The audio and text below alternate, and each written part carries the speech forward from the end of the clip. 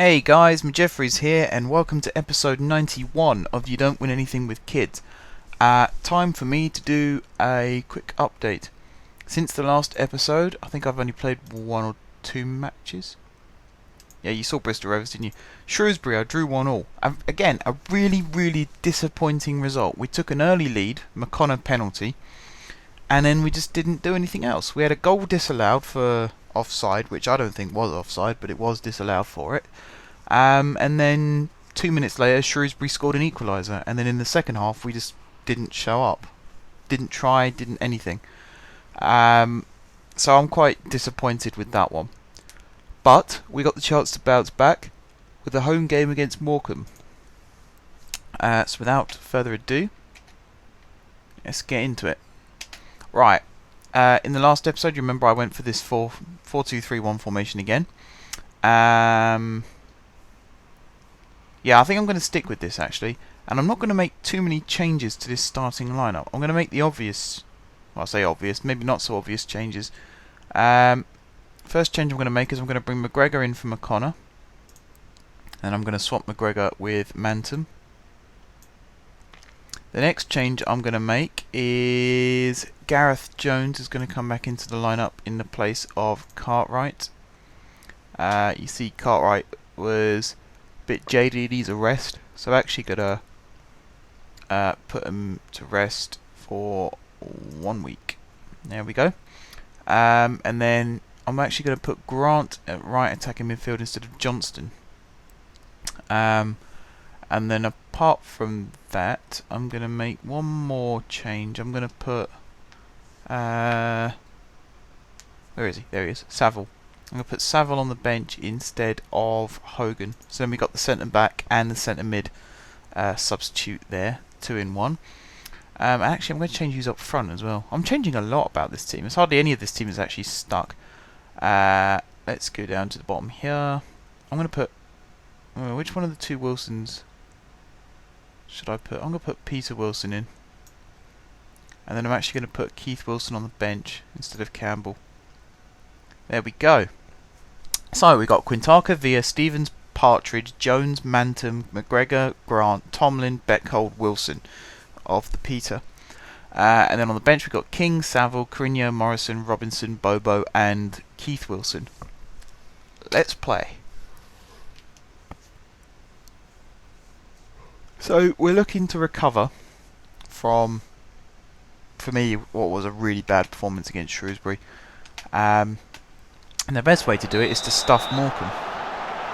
Whether that happens or not, who knows. Once again, we've been shunted to Sunday because Chelsea were at home on Saturday, which is just why I hate ground sharing. I've said this before. I still don't agree with the fact that I have to share with Chelsea and not a team like Stevenage or even Barnet. But what can you do? Right, that's a good free kick in, that's a good header, and it's a goal. Does it count? Partridge, yes it does. Matt Partridge. 2 minutes in. It needed both posts, but that's fine. We are 1-0 up. Really good free kick from Tomlin it was actually. I thought it was Villa for a minute, it was Tomlin. And then a really good header from Partridge. And actually, despite the draw against Shrewsbury, this goal takes us to the top of the table, ahead of Rotherham. So I don't know what's happened to Rotherham. I guess they just haven't been winning. And then straight away McGregor gets injured. That's terrific. So we'll have to make a sub. Let's bring Bobo on. Put Bobo in. So it's almost like Bobo started this game actually, coming on with 10 minutes gone. So let's see how he gets on. We'll save Saville for the second half if we need him, which hopefully we won't need him. We'll just bring him on because we want to. Give another player a rest kind of thing. So it's alright. That's Bobo on the ball. That's a good ball to Beckhold, and that's 2-0. Fantastic volley from Lars Beckhold. Sensational volley from Beckhold.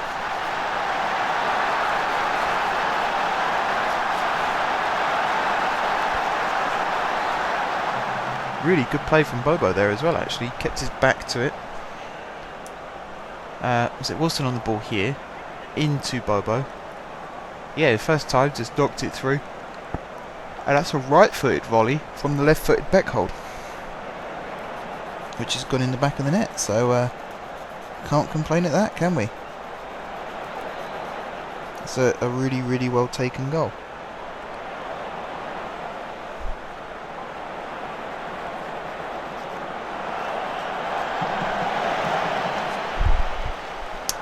Right, Grant on the ball. Good ball in, and could have gone in, but Wilson with a foul on Eastwood, I think it said there. There might be a few long pauses and silence in this game, guys. This is me watching intently because I'm still experimenting with tactics. So you see, I went for 4-2-3-1 at start, and we won, was it 7-0 against Tranmere? And then I turned it into the 4-4-2 and we won a few games. Now I've turned it back into the 4-2-3-1. I kind of want to see which of the two works best for different areas of the game. So there might be periods where I'm just sort of sitting, watching it along with you guys, looking to see what's working and what isn't. Also, I'm feeling incredibly tired today for some reason, so any excuse to rest, I take it with both hands. Right, Bobo is on the ball. He knocks it out wide to Grant. That's me yawning to compensate me saying I'm tired. Not compensate, compliment. See, that's how tired I am. I can't talk. Right, Manton to Tomlin. Back to Manton, who probably should have knocked it through to Beckhold, but never mind. That's a clever ball to Grant. And then it comes to Villa. Good little jinxing run there to Grant. Shot block, comes back to Wilson, block for a corner. Much better attacking from the team. Seem to have a better understanding down that right hand side with Villa and Grant. That could be a potential combination. You remember Grant had a really, really disappointing first season with us. He kept getting sent off, he kept getting suspended, he had a few injury problems as well. So he basically ended up getting dropped from the team because he was originally going to be my main right hand man. Instead, we ended up with Carino down that side, who did really well, and Drewson as well, doing well down that side. So it's almost like Grant's trying to fight his way back into the team now. And earlier on in the season, he had a really, really good show. I think he scored twice, I think it was, in one game. Almost like the Raheem Sterling of my team now, doing really, really well. Definitely staking a claim. And it looks like he links up well with Villa down this right hand side as well, which is good. Because the last thing you want is to bring someone in who's as good as Grant and then find he can't link up with the right back. But there seems to be a good understanding going on there. Almost as good as the understanding between Jones and Beckhold, which that's where good teams build from the bottom up. They find good partnerships and they use them. They might not even be the best two players in the team, but if they can work well together, that's better than having one player who's really, really good but has no understanding with anyone else in the squad. So I look to use that if I can. And there seems to be very good understandings down both our flanks at the moment. And I think really that's been the source of most of our goals over the last 2 seasons. It's from knowing where the other player is going to be at a certain time. The only place really where I haven't been able to use that well is up front. I haven't found a decent strike partnership. I thought the Wilson brothers could play well together, but I said before about because they do different things, they could work well together because one does one thing and one does the other. But it's almost like they're too different. If one plays with their back to goal and one plays running at goal, they could end up being too far apart. So again, maybe organising some mid-season friendlies and just experimenting with tactics that way. See what goes on there. That'd probably be the best way of doing it. I might do that on camera. I might do that off camera. We'll see. I don't know whether you guys are interested in watching tactical experimentation videos, but if you are, then by all means I will record it for you. Probably won't be as extensive commentary as these videos, but there you go. Can't win them all. Right, Bobo with the delivery there. First time, not very good, and the second time even worse. Just noticed that Villa has picked up a knock, so I'll be looking to bring on Robinson at right back and see how, excuse me, You got it again. See, told you I was tired. Yeah, we'll see if Robinson can link up well with Grant, because if he can't, then we're probably in trouble. Depends how long V is out for. If he's just out for a couple of days with an injury, then comes back into training. I think our next match is 3 or 4 days from now, so it might not affect us too much. It didn't look like a serious injury, so we should be okay. He should be fine.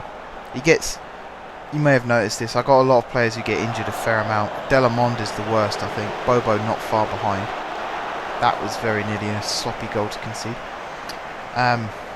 Yeah, Delamond is the worst for injuries, I think, in the team. Bobo not so far behind. Jones used to be quite bad, but he's gotten better recently. Who else gets injured a lot? Carino used to as well, but I don't think he does as much. Beckhold's had a recent injury problem. He was out for a little bit of last season, if you guys remember. And having said that, you got players like McGregor and McConnor. They spend more time suspended than injured. So I suppose that's not too bad. Oh, shot from Bobo. Good effort there, actually. Well placed shot. Just looking, there's no one else really I can sub on. Not that I don't think I need to. Got 19 minutes to go. So far, Morecambe have had no shots on target. We've only had 4, but at least we've scored twice. We seem to be comfortable in possession. We're doing well on the attack. We're creating decent chances like that, where although a shot isn't actually hit, if one was to be hit, it has a very good chance of going in. That was unlucky there from Manton. So I don't think I actually need to change the team that much.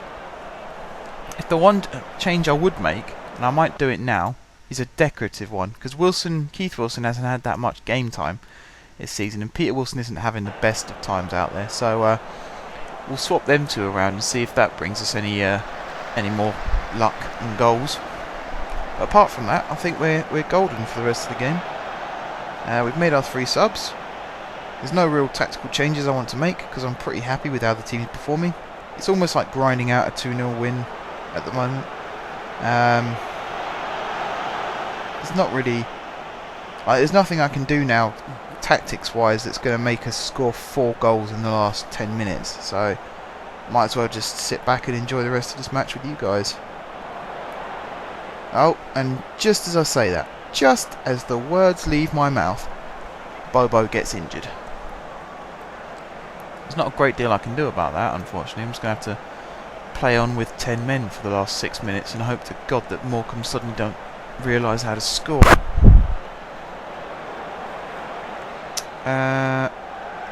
That's a good throw from Jones. He's got a very good long throw as Gareth Jones.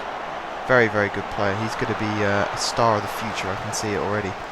I think it was Mourinho for Chelsea was scouting him a couple of games ago. And he's signed a professional deal with us now. He's with us for the next 2 years at least. That will be extended as soon as possible. 5-year deals for all my players as soon as they're eligible.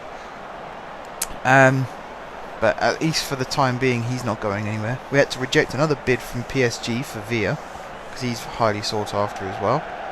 I suppose it's just a pain really having to reject all these bids, because eventually your player's going to become unsettled and is going to want to leave.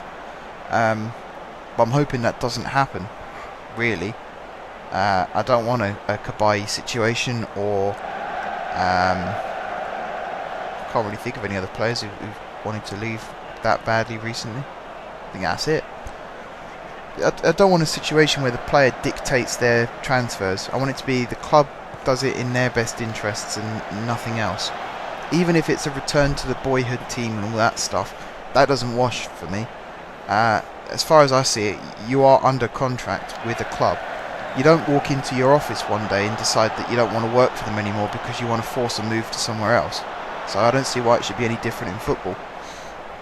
As long as a player plays for me, he only plays for me. He doesn't think about playing for another club. He only concentrates on doing his best for Jeffreys United. And if he does start to worry about going to another team, then that gives me even more reason to keep him. That was a bit strange from Quintarco. I don't know why he didn't just catch the ball. You can see the sweeper keeper is trying to take over. There's one earlier on in the game as well where he nearly let the goal in because he came rushing off his line and then kicked it straight to one of their players. But luckily it hasn't cost us. We have won 2-0. Again, a Man of the Match award goes to a centre-back, Matt Partridge this time, who was, funny enough, playing in the same position that Cartwright was in the last time when he won Man of the Match. So maybe it's just something about that position. We will check about Bobo, his injury, because he only came on in the 11th minute and he was off again by the 83rd. So that's unfortunate. Hopefully it's not a serious injury. This win has, of course, taken us to the top of the table. Normally I end the episode on this screen, but I'm actually going to the new screen and scoot up. Thompson's back, so that's some good news. He's been out for 5 weeks, and you remember he's a very, very good player. He scored a hat-trick last season for us, which helped us on our way to the title. I'm going to keep scooting up here. I think Bobo's okay, but McGregor has got a hamstring injury. No, sorry, he hasn't. He's got a groin strain. I read the pulling up short thing and assumed it was a hamstring. He's got a groin strain. I'm just going to leave him to the physio. I've realised we're starting to get a shortage of centre midfielders, and I didn't think I'd find myself saying that. But although we've got players like Saville and McGregor and McConnor and Douglas Pringle and Forster Kasky and Kleberson, I feel like there's too many of them that are injured at any given moment. So if I go into the team now, you see we've got McConnor's injured, McGregor's now injured, wherever he is, down here. Douglas Pringle was injured. He's back to fitness now, so he'll be in contention for the next game. Bobo's actually okay, because he hasn't got an injury symbol next to him. His stats are pretty good as well, so he's taking a place in the team. Delamond was injured, but he's back now as well, so that's not too bad. But a couple of games ago, we had quite a few key players missing, and you can see we've still got players like Johnston's out. Cartwright still needs the rest. Marshall's injured. So, yeah, we had a couple of injury problems, but because we had such a big enough squad, we were able to cope with it. So it didn't cost us big in the end. But yeah, I think that wraps up this episode, guys, actually, thinking about it. So, again, it's a slightly longer than what I'd like episode, but what are you going to do about it? Can't help the fact that these games are becoming longer now because there's more action going on in them. A couple of seasons ago, I was moaning that there wasn't enough action and the episodes were too short.